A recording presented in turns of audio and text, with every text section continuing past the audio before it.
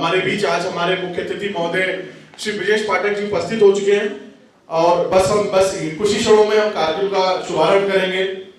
मैं सभी लोगों से अनुरोध करूंगा कृपया व्यवस्था बनाए रखें और अपने अपने स्थान पर ग्रहण करें। जितने भी लोग कृपया मंच के आसपास हैं वो अपने स्थान को ग्रहण करें, क्योंकि माननीय मुख्यमंत्री जी और हमारे आज के विशिष्ट अतिथि और तमाम जो वरिष्ठ अतिथिगण हमारे मौजूद हैं वो समय के को लेकर के काफी उनके पास एक दिक्कत है, लेकिन आज हमारे बीच मौजूद है तो हम कार्यक्रम शुभारंभ जल्द करेंगे। सबसे पहले मैं चाहूंगा कि दीप प्रज्वलन का सर हेमंत तिवारी जी हमारे वरिष्ठ पत्रकार यहाँ मौजूद हैं। सर हम शुरुआत करें दीप प्रज्वलन का, क्योंकि सभी हमारे जो महानुभाव हैं सबको समय को लेकर के काफी दिक्कत है। तो मैं आदरणीय ब्रजेश पाठक जी से और हमारे आज के विशिष्ट अतिथि श्री अवनीश अवस्थी से बोलूंगा कि शुभारंभ करें आज दीप प्रज्वलन के साथ। अभिषेक प्रकाश जी हमारे साथ मौजूद है, वो भी साथ में आए दीप प्रज्वलन के लिए। मुझे लगता है कि ब्रजेश पाठक जी के विषय में अभी हमारे एक साथी ने कहा कि ये 2 लाइनें बोलनी है, उनके बारे में मुझे लगा कि 2 लाइनें तो कम हैं। लखनऊ के सबसे प्रिय नेताओं में से एक ब्रजेश पाठक जी आज हमारे साथ मौजूद हैं और दीप प्रज्वलन का कार्यक्रम शुभारंभ हम करना चाहेंगे।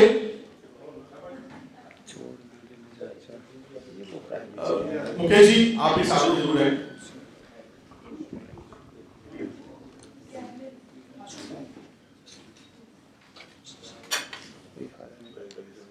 अस्तमा सदगवे शुरुआत करते हैं दीप प्रज्वलन के साथ में। सारदा प्लस में आए हुए सभी अतिथियों का तहे दिल से स्वागत है, इस्तकबाल है। उन्होंने अपने व्यक्तित्व समय में से हमारे लिए समय निकाला। आदरणीय श्री ब्रजेश पाठक जी, अवनीश अवस्थी सर, अपर्णा जी, अभिषेक प्रकाश जी, मुकेश जी, श्री हेमंत तिवारी जी, ब्रजमोहन सिंह रघुवंशी जी, शब्दाचरण जी, सभी की तरफ से मैं आपको धन्यवाद देता हूं कि आपने हमारे कार्यक्रम का शुभारंभ किया और अपने व्यस्त समय से हमारे में समय निकाला। रक्षाबंधन का भी बहुत ही शेड्यूल होता है, हर जगह सबको जाना होता है और ऐसे में समय निकालना एक बहुत बड़ी बात होती, बहुत चैलेंजिंग डे था, लेकिन इसके लिए बहुत दिल से धन्यवाद मैं अवसर से कहूंगा कि सर आगे कार्यक्रम को बढ़ाएं। अब मैं आदरणीय ब्रजेश पाठक जी से हमारे deputy chief minister Uttar Pradesh से कहूंगा कि मंच पे आए, जो हमारे मुख्य अतिथि हैं और सब और हमारे विशेष अतिथि श्री अवनीश अवस्थी जी कृपया मंच को ग्रहण करें। और अब मैं अपने महाप्रबंधक सपना चारण जी से बोलूंगा कि कृपया आज 75वें वर्ष के अवसर पे हम चाहेंगे जो हमारा एक औपचारिकता झंडा है और एक बैच है उसको प्लीज कृपया लगाएं। औपचारिकताओं में थोड़ा सा अनुपालन करना पड़ता है, खासतौर से एक हमारा आज 75वें वर्ष का ये हमारा कार्यक्रम है, तो एक बैच हमारा खासतौर से मैं सिद्धार्थ कलम जी से बोलूंगा कि कृपया मंच पे आए, वो भी कृपया ये एक उनको प्रदान करें। श्री सिद्धार्थ कलम जी, मेरा निवेदन होगा कि जो भी लोग मंच पे आएंगे उनको बैजेस और खास तौर से आज हमारे अमृत महोत्सव के अवसर पे उनको ये एक औपचारिकता का अनुपालन करवाया जाए। सिद्धार्थ कलम जी आज आप मंच को ग्रहण करें। कृपया मंच का संचालन होने से पहले मैं चाहता हूं कि जो भी लोग अपने स्थान पे हैं, बहुत बेहतरीन गेस्ट हमारे साथ मौजूद हैं, हम आपको उनके समक्ष उनके बारे में को आपसे चर्चा परिचर्चा करेंगे। साधना प्लस पे हमारे खास प्रोग्राम लाइव जा रहा है और उसके अलावा हमारा धार्मिक चैनल्स पे और ये लगातार विशेष कवरेज है। मैं चाहूंगा कि सब लोग मंच पे माध्यम से अभी अपना कृपया स्थान ग्रहण करें। सर मुझे लगता है कि ब्रजेश पाठक जी जो आज हमारे प्रमुख अतिथि हैं और विशिष्ट अतिथि, इनके विषय में 2 अगर हमें पन्ने भी बोलने पड़े तो मुझे लगता है कम होगा। और जो लोग यहाँ पे मौजूद हैं, सबसे पहले मैं चाहूंगा कि हमारे जो जितने भी यहाँ पे जो हमारे 2 महत्वपूर्ण गेस्ट हैं उनके लिए तालियों के साथ कृपया उनका स्वागत करें। और हम शुरुआत करेंगे सर ब्रजेश पाठक जी से और फिर उसके बाद से अवनीश अवस्थी से, और उनके बारे में थोड़ा सा बताएं सबसे पहले, क्योंकि चैनल पे जो करोड़ों दर्शक आज हमारे इस प्रोग्राम को देख रहे हैं और आज के अवसर पे जो महत्वपूर्ण समय निकाला है दोनों लोग ने, वो इम्पोर्टेंट है। Sir please carry on. जैसा कि आपने कहा, ब्रजेश पाठक जी के बारे में 2 शब्द या 2 लाइनें बोलना पर्याप्त नहीं हो सकता है। कई हजार कई लाख लाइनें बोलना भी कम है। 3.5 दशक पहले आदरणीय ब्रजेश पाठक जी को जिस लखनऊ से उनके अपनत्व का आपने जिक्र किया, उस लखनऊ ने छात्र जीवन से ही अपने प्रतिनिधि के रूप में इनको स्वीकार किया था और तब से वो सिलसिला लगातार बना रहा है। और अब शायद लखनऊ ने उनको इस कदर अपना लिया है कि लखनऊ उन्हें नहीं छोड़ सकता है। ये इनका एक नाता लखनऊ से है। ब्रजेश पाठक जी एक जनप्रतिनिधि ही नहीं बल्कि जन आकांक्षाओं के प्रतिनिधि हैं। जनता इनके आवाज़ में अपनी आवाज़ समझती है। जनता इनके हर कृत्य को ये मान के चलती है कि ये हमारे लिए किया जा रहा है और हमारी आकांक्षाओं के अनुरूप है। उत्तर प्रदेश की सरकार जो अपना दूसरा कार्यकाल जिसका शुरू हुआ है, इस कार्यकाल की शुरुआत से अगर देखें और उससे पहले ब्रजेश जी जिस तरह से जनप्रियता के सोपान लगातार चढ़ते जा रहे हैं, वो अपने आप में बाकी जनप्रतिनिधियों के लिए भी एक सबक है और ये सीख भी है कि एक जनप्रतिनिधि कैसा होना चाहिए। आज हम इस चर्चा की शुरुआत कर रहे हैं और सबसे पहला सवाल उत्तर प्रदेश की आज के कार्यक्रम का जो शीर्षक है वो विकास का अमृतकाल है। ये सच है कि एक्सप्रेसवे का जाल और विकास का अमृतकाल ये दोनों एक दूसरे के पूरक हैं। अगर एक्सप्रेसवे का जाल ना होता तो शायद विकास का अमृतकाल उत्तर प्रदेश में इतनी जल्दी नहीं आता जितनी तेजी के साथ पिछले कुछ वर्षों में आया है।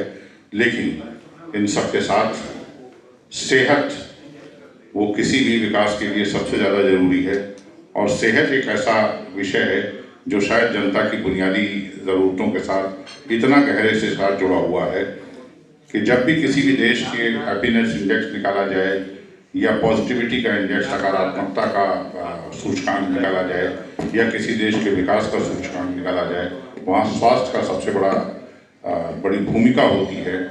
तो पहला सवाल मेरा ये है कि उत्तर प्रदेश में जिस कदर तेजी के साथ मेडिकल कॉलेज, उच्च स्तरीय सुपर स्पेशलिटी हॉस्पिटल्स, इनका जाल बिछा, इन्हीं के साथ साथ उत्तर प्रदेश में बड़े पैमाने पर CSC, PSC, एक ग्रामीण स्तर पर स्वास्थ्य सेवाओं की पहुंच पड़ी है।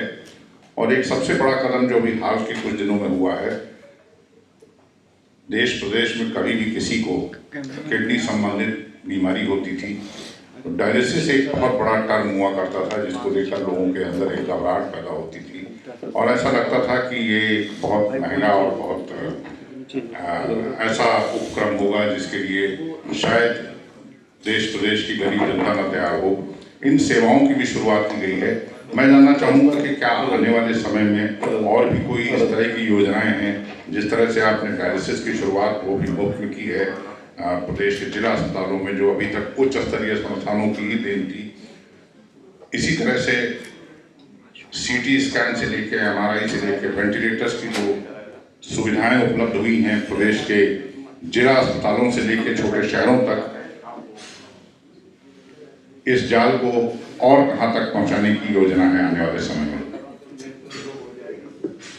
धन्यवाद। सबसे पहले मैं साधना न्यूज का आभार प्रकट करता हूं, ब्रह्मोहन जी का, सिद्धार्थ जी का और पूरे प्रदेशवासियों को, देशवासियों को रक्षाबंधन के पावन पर्व की बहुत बहुत बधाइयां और शुभकामनाएं। साधना न्यूज ने अपने प्रारंभ काल से ही जनता से सीधे जुड़ाव रखा है। जन सरोवर को ध्यान में रखते हुए सरकार तक जनता की बातों को पहुंचाना और सरकार की नीतियों को नीचे जनमानस तक पहुंचाना इनका ध्येय रहा है। उसके लिए इनका आभार प्रकट करता हूं।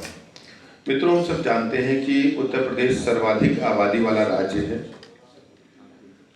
हम दुनिया के 1/6 हैं। हम हिंदुस्तान में 25 करोड़ लोग हैं और उत्तर प्रदेश में यदि कोई योजना सफल है, पूरा देश अपने आप सफल माना जाता है।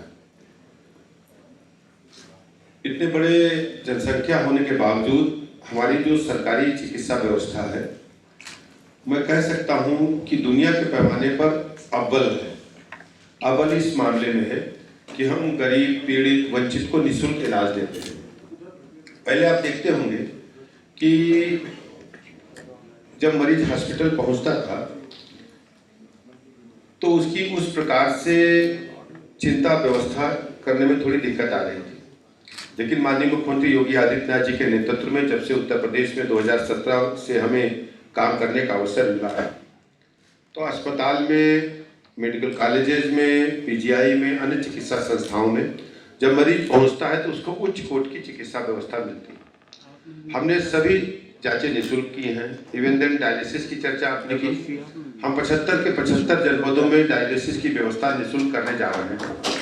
अभी डायलिसिस के लिए आपको लखनऊ, कानपुर बड़े शहरों में भागना पड़ता था, लेकिन अभी हमारे पास 63 डिस्ट्रिक्ट हॉस्पिटल्स में निःशुल्क डायलिसिस की व्यवस्था उपलब्ध करा दी गई है और शेष में हम शीघ्र ही उपलब्ध करा देंगे।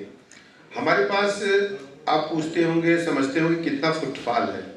हम अगर डिस्ट्रिक्ट हॉस्पिटल्स और जो पीएचसी हमारा जो चिकित्सा विभाग है उसके मरीजों की संख्या की जिक्र करें आपसे, तो लगभग 1.5 लाख मरीज हमारे पास प्रतिदिन आते हैं।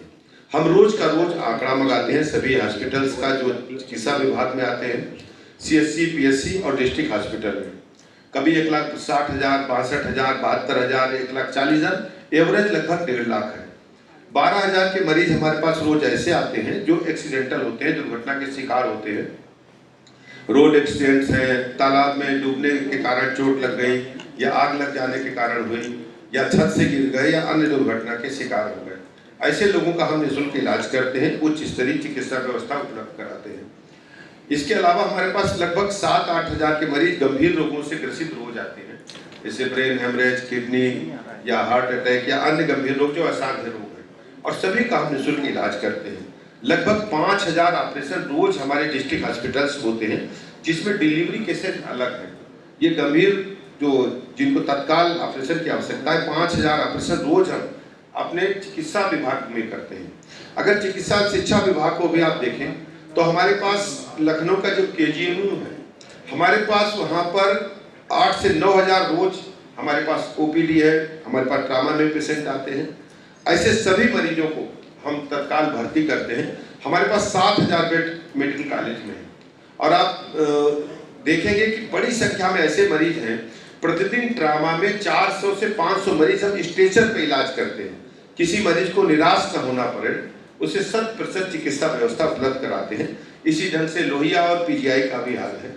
उत्तर प्रदेश के लोगों को उच्च स्तरीय चिकित्सा व्यवस्था उपलब्ध कराना, निःशुल्क चिकित्सा व्यवस्था उपलब्ध कराना और इसके साथ ही साथ उनको निःशुल्क दवाइयाँ देना और बाद व्यवहार चिकित्सकों का अच्छा हो। हमारे सामने सबसे बड़ी चुनौती ये थी कि सभी चिकित्सक, पैरामेडिकल स्टाफ से सभी चिकित्सालयों में समय से बैठे, उनका व्यवहार अच्छा हो, अस्पताल परिसर में साफ सफाई हो, मरीज और उनके परिजनों को ठंडा पानी पीने को मिले, स्ट्रेचर व्हीलचेयर उपलब्ध हो। हमें बहुत हद तक सफलता मिली है और मैं लगातार इस बारे में चिंतित रहता हूँ। प्रतिदिन कोई न कोई 1 या 2 हॉस्पिटल्स को स्वयं जाकर के देखता हूँ। सभी सीएमओज को निर्देश हमने दिए हैं। पहले हमने तय किया था कि हर डिस्ट्रिक्ट में हम 2 मरीजों से बात करते थे। सब 75 डिस्ट्रिक्ट से जो हमारे पास फुटफॉल के नाम और फ़ोन नंबर आते हैं, उसमें से हम 5 जिलों में 10 मरीजों से स्वयं बात करते थे। लेकिन अब 75 के 75 मुख्य चिकित्सा अधिकारियों को हमने निर्देश दिए हैं कि प्रतिदिन कम से कम हर जिले में 5 मरीजों से बात करके उनकी संतुष्टि का पैमाना जान करके हमें लिखित रिपोर्ट भेजें। ऐसी रिपोर्ट्स को हम संज्ञान लेते हैं। सोशल मीडिया पर या प्रिंट इलेक्ट्रॉनिक में जो भी हमें सूचनाएं मिलती हैं, उन आधार पर तत्काल हम एक्शन लेते हैं। मैं उत्तर प्रदेश के सभी लोगों को भरोसा दिलाता हूँ, माननीय मुख्यमंत्री योगी आदित्यनाथ जी के नेतृत्व में चिकित्सा विभाग, चिकित्सा शिक्षा विभाग लोगों को गुणवत्तापरक उच्च कोटि की चिकित्सा व्यवस्था उपलब्ध कराने का संकल्प है। उस दिशा में हम लगातार काम कर रहे हैं।